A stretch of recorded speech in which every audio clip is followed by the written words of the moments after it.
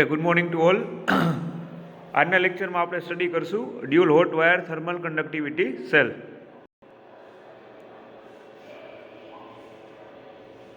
બરાબર છે. તો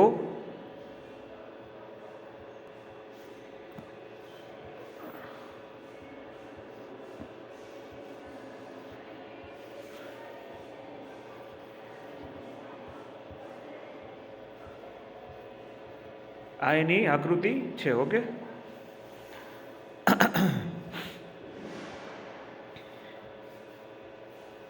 બરાબર છે. આ જે છે એની આકૃતિ છે. ઓકે, જોઈ લો વ્યવસ્થિત. જ્યારે પરીક્ષામાં પૂછાય ફાઇનલ એક્ઝામમાં કે સમજાવો dual hot wire thermal conductivity cell, તો સૌથી પહેલાં તમારે આવી રીતે આકૃતિ ડ્રો કરવાની રહેશે. બરાબર, જેમાં ચાર આપણે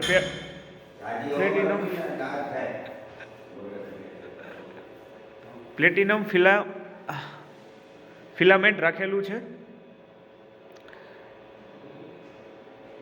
fitting conductor indicator, fitting current adjustment, પછી બેલેન્સ એડજસ્ટેડ સેમ્પલ ગેસ, જેમાં R1 R2 અને S1 S2, જે પ્લેટિનમ ફિલામેન્ટ આપેલા છે, અને G છે એ ગેલ્વેનોમીટર આપેલું છે. રેફરન્સ ગેસ તરીકે આપણે R1 લીધેલું છે.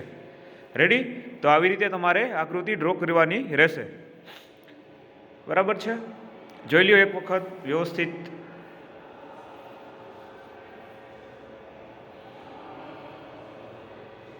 રેડી છે? બરાબર. આખું જે છે dual hot wire thermal conductivity cell આપેલું છે. Fitting current adjustment, fitting current indicator, reference gas, sample gas R1 R2 S1 S2, platinum filament, અને G એટલે આપણે આમાં ગેલ્વેનોમીટર. રેડી? હવે આના વિશે સ્ટેપ બાય સ્ટેપ સમજતા જઈએ.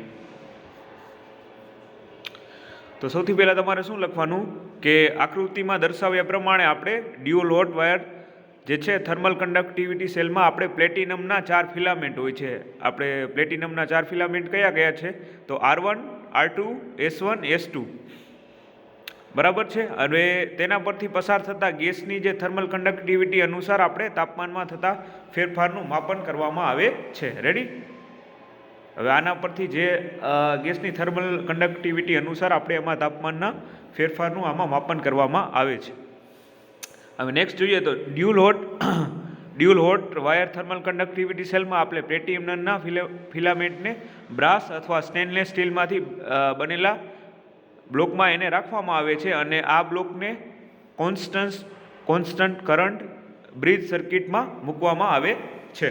હવે ડ્યુઅલ હોટ વાયર કંડક્ટિવિટી સેલમાં શું થાય તો કે પ્લેટિનમના જે ફિલામેન્ટને છે એ બ્રાસ અથવા તો સ્ટેનલેસ સ્ટીલમાંથી બનેલા બ્લોકમાં રાખવામાં આવે, અને આ બ્લોકને કોન્સ્ટન્ટ કરંટ બ્રિજ સર્કિટમાં મૂકવામાં આવે છે. હવે સામાન્ય રીતે ફિલામેન્ટ તરીકે આપણે શું હોય તો પ્લેટિનમ અને ટંગસ્ટન અને કોપર જેવા મટીરિયલનો એમાં ઉપયોગ કરવામાં આવે છે. બરાબર? ફિલામેન્ટ તરીકે શું હોય? પ્લેટિનમ, ટંગસ્ટન અને કોપર મટીરિયલ જેવા એને ઉપયોગમાં લેવામાં આવે છે. હવે વિસ્ટર્ન બ્રિજમાં બે જે છે ફિલામેન્ટ છે એ R1 અને R2 છે, અને એ સામસામેની બાજુને જોડવામાં આવે છે, જેના પરથી રેફરન્સ ગેસ આપણે પસાર કરવામાં આવે છે, અને બાકીના જે બે ફિલામેન્ટ છે S1 અને S2, બરાબર, એ એની સામસામે બાજુ જોડવામાં આવે, અને એના પરથી આપણે સેમ્પલ ગેસ પસાર કરવામાં આવે. બરાબર છે. અને માપન શરૂ કર્યા પછી જે ચારેય બ્લોકમાંથી આપણે રેફરન્સ ગેસ પસાર થવામાં આવે છે. સિમ્પલ છે એકદમ. બરાબર. શું કરવાનું? જે R1 R2 છે પ્લેટિનમ ફિલામેન્ટ, એને સામે રાખવાના, અને રેફરન્સ ગેસ એમાંથી પસાર કરવાનો, અને બાકીના બે ફિલામેન્ટ છે S1 અને R2 ને એને સામે રાખવાના, અને એના પરથી સેમ્પલ ગેસ પસાર કરવાનું, અને માપન શરૂ કર્યા પહેલાં ચારેય બ્લોકમાંથી આપણે ગેસ પસાર કરવાનો રહેશે. ડન છે. પોઈન્ટ પણ એકદમ ઇઝી છે. આરામથી તમે તમારા વર્ડ્સમાં, તમારા શબ્દોમાં પણ લખી શકો. બરાબર છે? ડન. ચાલો નેક્સ્ટ પોઈન્ટ એમાં જોઈ લઈએ. બરાબર, એમાંથી પસાર કરવામાં આવે છે, અને જે છે બેલેન્સ એડજસ્ટમેન્ટ પોટેન્શિયોમીટર વડે બ્રિજને બેલેન્સ કરવામાં આવે છે. હવે નેક્સ્ટ પોઈન્ટ જોઈએ તો જ્યારે મેજરિંગ ગેસ સેલમાંથી સેમ્પલ ગેસ પસાર થાય છે ત્યારે સેમ્પલ ગેસની થર્મલ કન્ડક્ટિવિટી રેફરન્સ ગેસ કરતાં અલગ હોવાથી જે ફિલામેન્ટ તાપમાનમાં ફેરફાર થાય છે, જેના લીધે ફિલામેન્ટના અવરોધમાં ફેરફાર થાય અને બ્રિજ અનબેલેન્સ થઈ જાય. બરાબર છે. શું થાય કે જ્યારે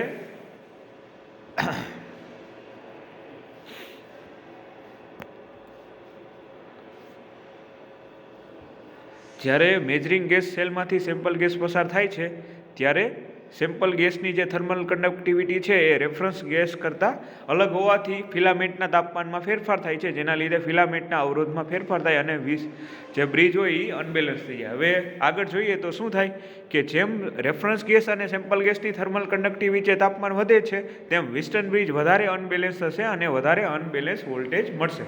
શું થાય કે રેફરન્સ ગેસ અને સેમ્પલ ગેસની જે થર્મલ કન્ડક્ટિવિટી વચ્ચે શું થાય, તફાવત જ્યારે વધારે હશે તેમ વિસ્ટન બ્રિજના બદલે અનબેલેન્સ થશે અને વધારે અનબેલેન્સ વોલ્ટેજ વધશે. હવે બ્રિજમાંથી મળતો જે અનબેલેન્સ વોલ્ટેજ છે એ રેફરન્સ ગેસની સાપેક્ષે મળતી સેમ્પલ ગેસની થર્મલ કન્ડક્ટિવિટીના સ્વરૂપમાં કેલિબ્રેટ કરી અનબેલેન્સ વોલ્ટેજ દ્વારા એમાં સેમ્પલ ગેસની થર્મલ કન્ડક્ટિવિટી માપી શકાય. બરાબર. શોર્ટ અને સિમ્પલ જોઈએ તો થર્મલ કન્ડક્ટિવિટી આપણે આવી રીતના માપી શકીએ. બેલેન્સ રેફરન્સ જે છે ઇલેક્ટ્રોડ અને એના લીધે. બરાબર. તો બ્રિજમાંથી જે મળતો અનબેલેન્સ વોલ્ટેજ છે એને રેફરન્સ ગેસની સાપેક્ષે એટલે કે એની સમકક્ષ મળતા સેમ્પલ ગેસની થર્મલ કન્ડક્ટિવિટીના સ્વરૂપમાં કેલિબ્રેટ કરી અનબેલેન્સ વોલ્ટેજ દ્વારા સેમ્પલ ગેસની થર્મલ કન્ડક્ટિવિટી માપી શકાય. બરાબર છે. તો આ થઈ ગયું આપણું dual hot wire thermal conductivity cell. તો આ ચેપ્ટર આપણે અહીંયા પૂરું કરીએ છીએ. બરાબર. તો ખાસ એકવાર રિવાઇઝ કરી લઈએ.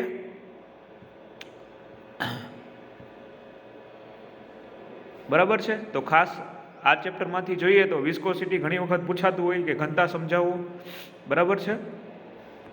પછી ફ્લુઇડિટી અને kinematic viscosity, relative viscosity, specific viscosity, આ 3 માર્ક્સમાં ઘણી વખત એની વ્યાખ્યા પૂછાતી હોય તો એ તમે યાદ રાખી શકો અને 3 માર્ક પૂરા આવી શકે. પછી વિસ્કોસિટીના માપન માટે વપરાતી પદ્ધતિઓની યાદી, તો પણ આ પણ તમે આરામથી જે છે રીડિંગ કરી અને યાદ રાખી શકો. પછી મોસ્ટ આઈએમપી સેબોલ્ટ વિસ્કોમીટર. બરાબર. પછી ડેન્સિટી એટલે કે ઘનતા, પછી સ્પેસિફિક ગ્રેવિટી ડેન્સિટી એ પણ આપણે સ્ટડી કર્યું. પછી ખાસ ઘનતાના માપન માટે જે પ્રેશર હેડ ટાઈપ ડેન્સિટોમીટર, પછી ડિસ્પ્લેસમેન્ટ ટાઈપ ડેન્સિટોમીટર, પછી છે ફ્લોટ ટાઈપ ડેન્સિટોમીટર, પછી આપણે બાયોન્સી ટાઈપ ડેન્સિટોમીટર. એટલે 4 ડેન્સિટોમીટરમાંથી કોઈ પણ એક પરીક્ષામાં પૂછાઈ શકે. બરાબર. આવી શકે તો તમે એ આરામથી ઇઝીલી લખી શકો. અને થર્મલ આપણે હમણાં જોયું ગયા લેક્ચરમાં થર્મલ કન્ડક્ટિવિટી એનાલિસિસ, અને આજના લેક્ચરમાં આપણે જોયું dual wire thermal conductivity cell. તો ખાસ તો આ ચેપ્ટરમાં તમે જે છે આકૃતિ ઉપર વધારે ફોકસ કરજો અને એના વિશે આપણે પોઈન્ટ લખતા જવાના. રેડી.